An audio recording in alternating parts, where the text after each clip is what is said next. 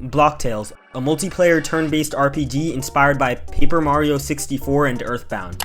If you somehow didn't know, Block Tales is one of the only quality games with high player counts on Roblox nowadays.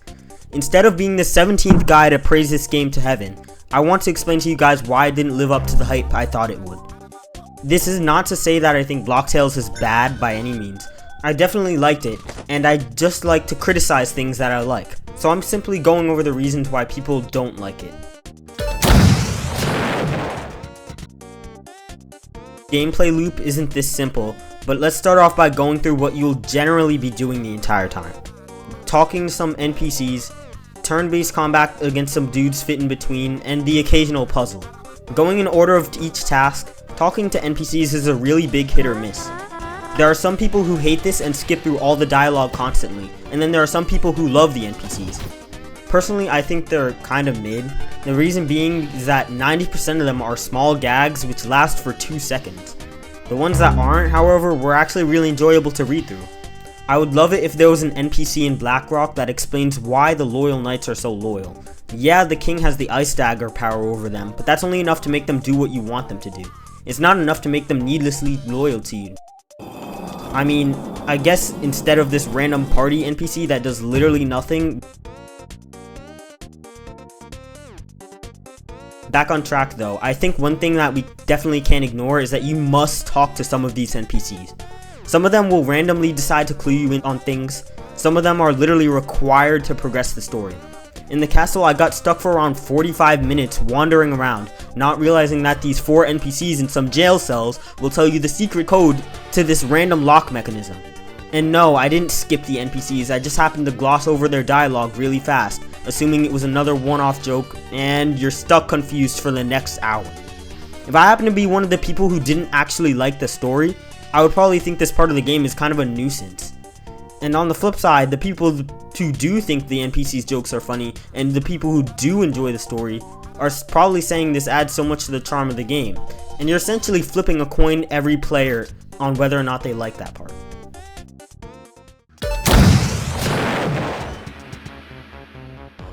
I could fight a boss once, fail miserably, and not dodge any attacks. Then the third time, I'd still have changed nothing about my strategy, but get way farther than I did last time. And then on the 4th time, I die almost instantly again because the boss used a one-shot move that I hadn't seen before. That stupid lightning move from Hatred is a perfect example of what I'm talking about. I'm sorry Diorg or whoever helped to make OSTs. I think they're amazing, but I have to shut them to under 20% volume to hear the badly timed sound cue. I mean, I'm not necessarily one to be bad at timing things. I played a lot of games with timing-based responses similar to this. It's just that the animations are lousy and is harmful to the combat in general.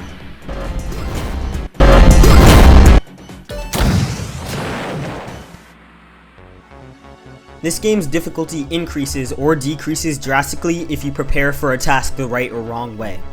You can prep by changing your build, leveling up, getting more items and whatnot, and this is fine on its own, but when you factor in the indication for when, what, and how you need to prepare for everything, it just falls apart.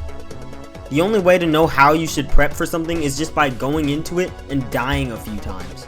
This boss applies this dumb confusion effect on almost every move. Now you have to buy some jasmine tea or whatever. And this boss with calling friends just doesn't work. Go switch out that card because it's a waste of build points now. No possible way you could have guessed either of those occurrences, but that's just how it works. The most annoying effect that this has on combat is that when combined with the bad choreographing, his skill doesn't translate at all from enemy to enemy. You could triumph one boss that's considerably harder than another enemy, but still end up losing to that enemy because he actually applies poison that does 5 damage per tick and you forgot to bring your mangoes today. And I do have to mention that most currency is extremely easy to get. It's just a matter of whether or not you bought the right thing. I did the pit like twice and got almost 1,000 ticks. And what you need to know is I was set for the rest of the game to buy whatever items I wished right after that.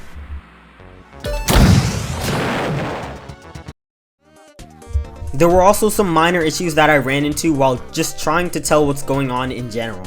I'll just list some of them, because most of them are kind of nitpicky, but here they are. Mistimed dodges seemingly don't give feedback as to whether or not you pressed it too early or too late. The game doesn't tell you when it's your turn and how many turns you have left. this infinite defense sign meaning invincibility. I mean, think about it. The dynamite says it fully pierces defense, so it should pierce through infinite defense. However, this actually just means that the enemy is completely invincible for the time being. Deflections as a whole, I cannot tell you why, how, or what makes them happen. It just seems like certain attacks get randomly deflected for free sometimes. I believe all this stuff is things that could be easily fixed in a singular update, so I'm not going to harp on it, or it could also just be stuff that I missed in my playthrough. Being that I barely ever play puzzle games, I couldn't tell you whether they were good or bad, but I think this is a hit or miss activity. I would do a poll if I actually had the community for it. However, I'm willing to bet you that around a third of the community either Googled the puzzles or got outside help. But don't just take it from me, take it from the people. The Blocktails Discord general chat. Slippy here says, "Guys, what do I do in Demo 4 when I'm traversing the Temple of the Red Sun? I did this puzzle where I have to point the laser at the yellow hitting button. I don't know what to do." Same. Like, this guy is definitely just super desperate to get through the one thing that's stopping him from getting through the last boss fight. And I could see that being pretty annoying, honestly. This guy doesn't want to do this. Whatever that name is. Tier? I don't know if I'm supposed to find the temple or not for the Red Sun, but I've watched tutorials and it all teleports them to the temple, but I'm just at the puzzle.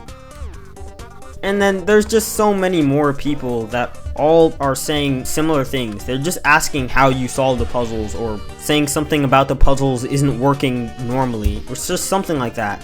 I didn't have to go digging for these messages either. I just searched the word puzzle in chat, and these were all in the first 2 pages. Take that for what you will. Now, I'm no author, but I would assume that this story would be really confusing to those who don't know about classic Roblox at the very least.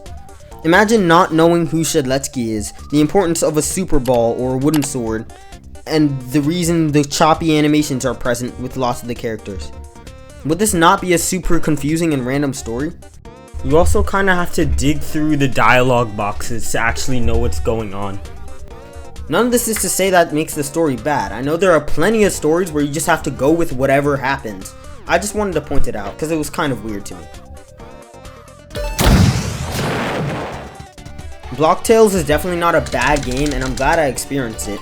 However, I'm not going to lie to you and tell you that everyone has to play this game. Knowing what you know now, if you still have reason to, try out this game. But if you're one of the people who seems to fit into a certain demographic, say you don't like turn-based combat, you really won't be missing too much by passing up this game.